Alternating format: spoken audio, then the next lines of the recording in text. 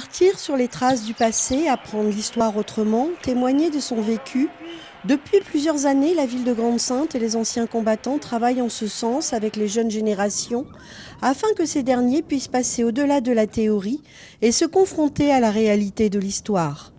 La Normandie, riche par son passé, est un lieu privilégié pour ce travail de mémoire.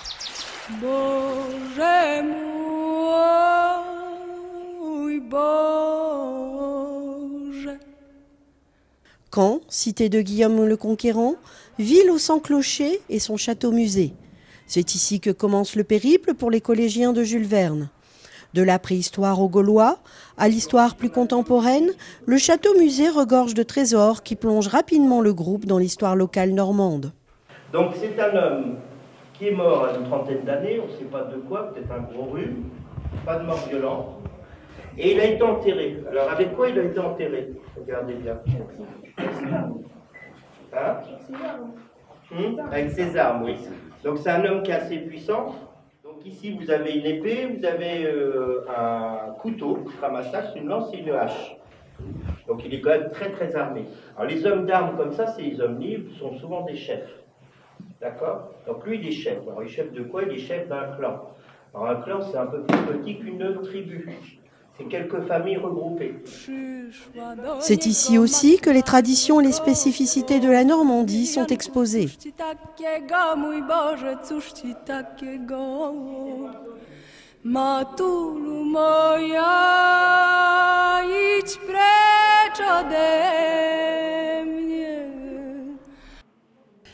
Comme Dunkerque, la Normandie a tenu une place prépondérante dans l'histoire de la Seconde Guerre mondiale.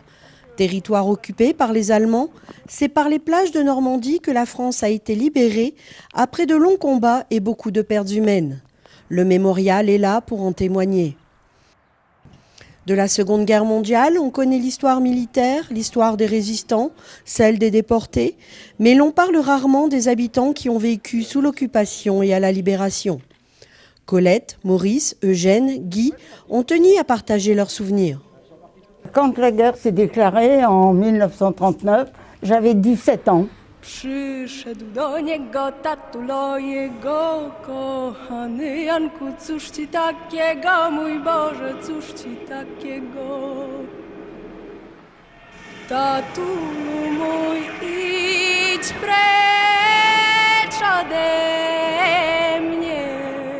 On a eu peur surtout la première fois, là, au mois de mai, c'est le 3 mai que Paris a été bombardé. Et là, on a eu très peur parce que, je vous dis, il y a eu beaucoup de victimes. Il y a eu, pour un premier bombardement, il y a eu près de 1000 victimes. Alors, ça représentait beaucoup pour nous. Mais on savait que les Allemands étaient à l'Est et puis qu'ils allaient gagner Paris. Eux, c'était leur objectif de pouvoir gagner Paris et c'est pour ça qu'ils bombardaient.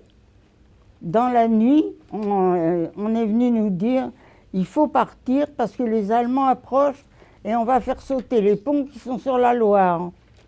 Alors il fallait qu'on évacue pour passer les ponts avant que l'armée française prenne sa défense sur les ponts pour empêcher les Allemands de passer. Alors là, c'est là où ça a été le gros problème parce qu'on est parti, on n'avait rien.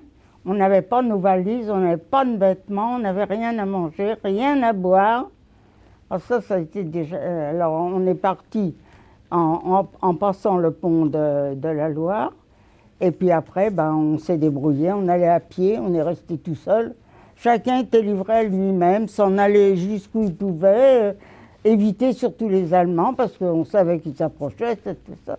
C'était les Italiens qui venaient et qui nous bombardaient. Alors ils prenaient toute la rue où il y avait tous les réfugiés et ils nous bombardaient en ligne comme ça. Ils suivaient toute la ligne. C'était atroce parce qu'on voyait des voitures qui sautaient. C'est qu'à ce moment-là, les gens ils étaient venus en exode avec ce qu'ils avaient. Il y en a qui avaient des voitures, mais il y en a, c'était des voitures à bras. Il y en a qui n'avaient pas de moyens de locomotion, si vous voulez.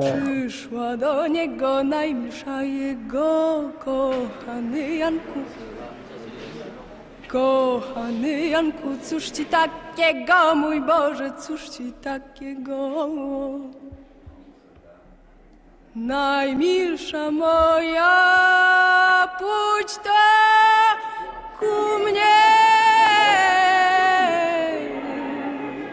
Je me souviens que pendant la guerre, les privations, parce que alors là c'était aberrant, lui il fumait la pipe. Eh ben, il n'avait pas le droit d'avoir du tabac, dans les tickets de ration, il avait du chocolat. Vraiment, il avait du chocolat, le grand-père.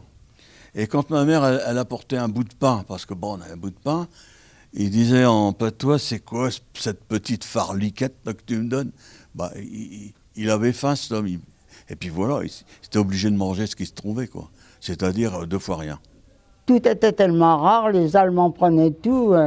Dans les magasins, il n'y avait presque rien, il n'y avait pas de réserve, parce que les gens, quand ils arrivaient avec leurs tickets, puis quand on arrivait par exemple chez le boucher, alors le boucher, ils ouvraient à des jours différents.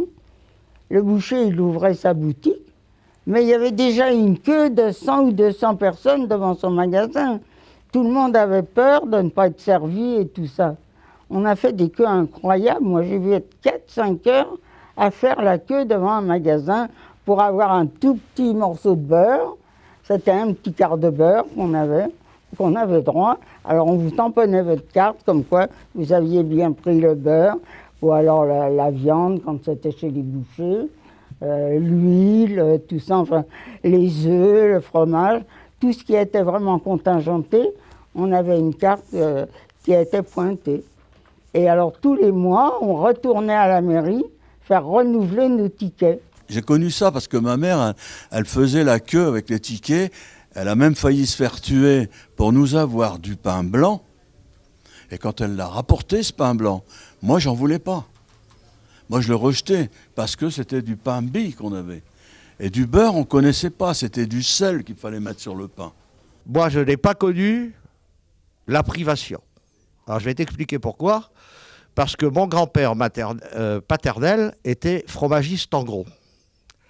Et pendant la guerre, c'est lui qui recevait les dotations par les Allemands de beurre, de fromage, de lait, et ceci et cela, à distribuer dans les fameuses boutiques dont parlait Colette tout à l'heure. Dans le Pas-de-Calais, à Auchel. Hein. D'ailleurs, je suis venu au monde là, soi-disant dans la cave, lors de bombardements. Hein. Donc j'ai toujours vécu avec mes grands-parents maternels. Ma mère s'étant réfugiée là, puisque mon père était prisonnier. Quand ils allaient dans les écoles pour arrêter les enfants juifs, alors là, ils entraient dans les écoles, c'était des services, les miliciens, tout ça, bon. Et alors là, ils entraient dans les écoles, et ils avaient des fois des gens qui avaient dénoncé les juifs. Alors ils allaient, puis ils cherchaient l'enfant qui avait été dénoncé, et là, ils les emmenaient. C'est là qu'en 1942, il y a la grande rafle du Veldiv, en juillet 1942. Mon oncle m'emmenait souvent dans le jardin, parce qu'il y avait une DCA qui était pas loin, et qui tirait après les avions qui venaient bombarder des rampes de V1. Hein. Et il m'emmenait dans le jardin, il me faisait voir les obus qui éclataient dans le ciel, et quand il voyait un avion touché, il jetait ses bras au ciel, etc. Et ma tante qui criait après lui, parce que moi j'étais petit, elle ne voulait pas que le petit gosse il se fasse... on ne sait jamais, quoi, je veux dire. Najmilsza moja, pójdź ku mnie. To moje serce odżyje we mnie, odżyje we mnie. Après la guerre de 1870, la France, contre la Prusse, a perdu l'Alsace, les 2 départements de l'Alsace et la Moselle. L'Allemagne, enfin c'était déjà les Allemands, hein, ils ont annexé ces territoires-là. Donc les Français qui étaient là-bas de cette époque, quand ils venaient au monde, ils étaient allemands. Mon père était allemand, il est né en 1896, il était donc allemand. Et en 1940, quand les Allemands sont arrivés, ben, qu'est-ce qu'ils ont fait? La première chose, ils ont récupéré les 3 territoires. Donc on était soumis au même régime que les jeunes Allemands. Et je ne sais pas si vous avez remarqué quand même quand on a regardé le mur de l'Atlantique, quand on a vu chez les chars allemands, quand on a vu la discipline incroyable de ces soldats, hein, parce que ça se remarque quand même, hein, c'était des gens extrêmement fanatiques et très disciplinés. Mais pourquoi ils sont devenus fanatiques comme ça? Parce qu'en 1933, là, quand Hitler a pris le gouvernement, la mainmise sur l'Allemagne, il a créé des unités politiques, comme la SA, et il a créé la jeunesse hitlérienne, la Hitlerjugend. Et bien, c'était ces jeunes qui, on les a endoctrinés à ce fanatisme. Alors moi, je vous dis, en 1944, j'avais 10 ans, mes héros, c'était les pilotes allemands. Alors, j'étais obligé d'aller dans la jeunesse hitlérienne, c'était une obligation. Et mon père, pour éviter que... Parce qu'il y avait deux jeunesses hitlériennes, il y avait la jeunesse hitlérienne habituelle de l'armée de terre, et il y avait une section aviation. Alors, comme il avait un ami, un copain qui avait son fils qui dirigeait ça, j'étais dans la jeunesse hitlérienne à aviation, et on faisait des planaires, des choses. Mais on était soumis aux mêmes règles de discipline que les autres. Alors, pour pouvoir être un membre de la jeunesse hitlérienne, on avait un pantalon de velours noir, une culotte noire, une chemise kaki et un ceinturon. Mais pour pouvoir porter le poignard, parce qu'on avait droit à un poignard, il fallait avoir fait sa promesse à Hitler. Et cette promesse se faisait une fois par an dans une salle de sport et tout ça. Et puis mon père m'a pas laissé aller. Il m'a dit, je ne veux pas de ça. Donc moi, je n'avais pas de poignard, j'étais lésé par rapport aux autres, quoi. Alors, je vous donne juste une petite anecdote pour vous dire à quel point on peut devenir fanatique, hein. Ils avaient organisé un jeu à Thionville où des saboteurs, ils étaient dans la région pour saboter, faire sauter l'usine. Et l'armée allemande avait demandé à la jeunesse hitlérienne de les aider à trouver les saboteurs. Alors le thème, c'était de trouver des gens qui portaient une valise. Et bien à 3-4, on avait le droit d'arrêter les voitures. On avait le droit, il n'y en avait pas tellement à l'époque, mais on avait le droit d'arrêter le tramway. Et je peux vous dire que sur la place du marché, je m'en souviendrai toujours, on a arrêté le tramway. Le chauffeur, bien sûr, n'était pas content. C'est tout à fait normal, hein. Il avait des horaires à respecter et tout. Et bien, il y avait le responsable de la police allemande qui était avec nous. Il lui a dit, hop, puis c'est terminé. Alors, vous voyez, on pouvait à 10 ans arrêter comme ça les gens, les adultes, et les fouiller, etc. Et tout ça, c'est pour vous dire que ces gamins-là ont devenu automatiquement très obéissants, très fanatiques, etc. Et ça a donné ce qu'on a vu, des troupes, des divisions SS là, qui ont fait tous ces massacres en revenant du Sud, qui se sont arrêtés à fur et à mesure, ils ont brûlé des villages, ils ont tué des gens, etc. Enfin, tout ça, c'est pour vous dire que, vous voyez, l'état d'esprit, comment on peut manipuler des gens et en faire des tueurs, si on veut. Le bruit des bottes des Allemands qui passent dans la rue. À Bourbourg, il y avait, c'était pas une commandanture, mais c'était, je ne sais pas comment on appelle la sous-section de la commandanture, mais bon, hein. Et il y avait ça, et il y avait, toutes les nuits, il y avait des patrouilles. Et la peur des gens, c'est que la patrouille s'arrête et qu'il n'y ait plus le bruit des bottes. Parce que quand ils s'arrêtaient, ils rentraient dans une maison, et c'était jamais une bonne cause. C'était jamais une bonne nouvelle. C'était Arbeitsdienst, c'était le travail pour l'État. Et les garçons de 18 ans, ils étaient obligés d'apprendre à manier les armes. Mais ils maniaient les armes avec des bêches. Hein, ils creusaient des tranchées, ils apprenaient à faire des tranchées, et ils attrapaient, ils saluaient comme si c'était un fusil, quoi. C'était toujours pareil, toujours le travail de l'esprit, le travail de la discipline, etc. Et les plus beaux, les plus grands, on les mettait dans les SS. Mon frère faisait 1m84, c'était un grand sportif et tout. Ben, il a été obligatoirement, ils l'ont mis dans les SS. Mais il a eu une chance inouïe, c'est qu'il était en Tchécoslovaquie et il servait là-bas qu'à faire des défilés. Comme c'était des mecs tous de la même taille, tous vachement, ils ont appris à défiler, à faire la propagande de la qualité du soldat allemand, quoi. En Allemagne. Ouais. Il a été emmené dans des usines. Là-bas, il a fait du sabotage. Ils l'ont déplacé, ils l'ont mis dans une ferme. Alors, c'était commando, si mes souvenirs sont bons, sur leur capote. Moi, je me souviens, quand il est rentré, on me disait toujours, à ton père, il va revenir. Et quand il est rentré, je l'ai vu arriver, et c'était comme si, il y a une semaine, ça s'est passé. Et il s'est assis dans un coin, il était encore en tenue, tout. Et il avait une valise, il avait ramené un vélo, mais il l'avait allégé, il n'y avait plus de sel, il n'y avait plus rien dessus.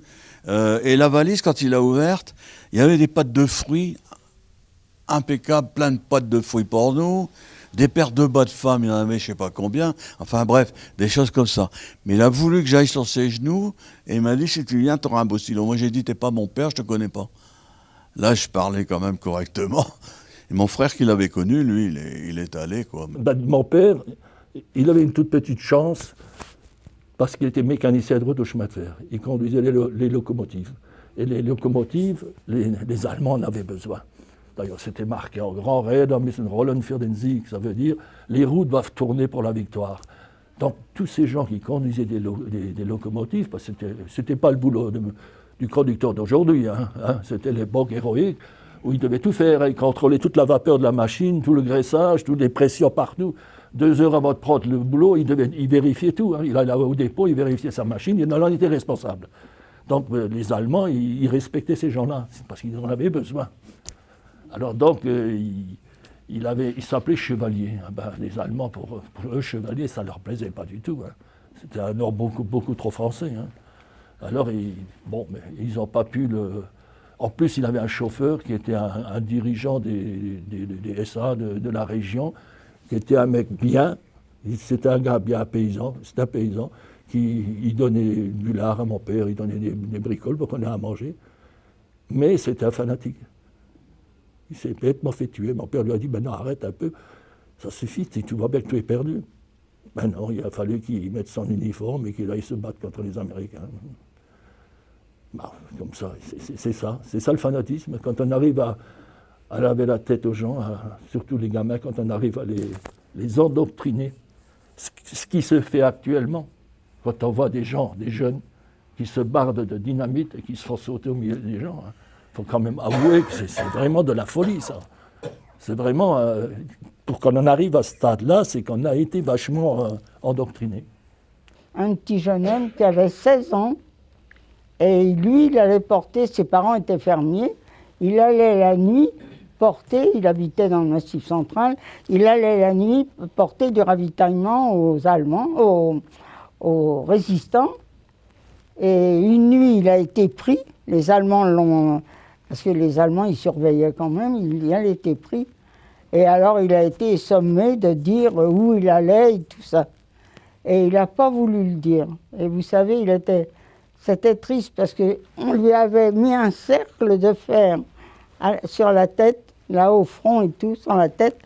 Et alors, les Allemands serraient le cercle. Il avait sa tête qui se rétrécissait.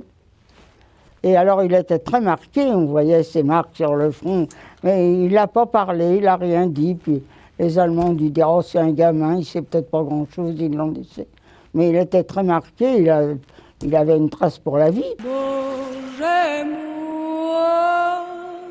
mój, Boże, Jasia zraniony,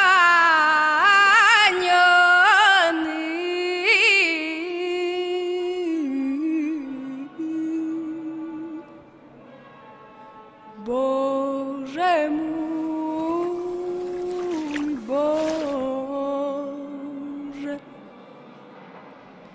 Przyszła do niego matula jego, kochany Janku, cóż ci takiego, mój Boże, cóż ci takiego? Matulu moja, idź precz ode mnie. Ils étaient à 3. Ils avaient un luxembourgeois, un autrichien et lui. Alors ils ont vu une Jeep arriver avec 2 Américains dedans, ils avaient leurs armes. Et ils se sont déminés à un moment donné. Et comme ils n'avaient pas fait de guerre, ils étaient en Tchécoslovaquie, donc ils étaient plus ou moins tranquilles. Quand ils ont vu que ça n'allait plus, tout le monde se sauvait, quoi. Et ils se sont approchés des 2 soldats américains. Delma, il leur a fait signe, les autres leur ont simplement dit, venez.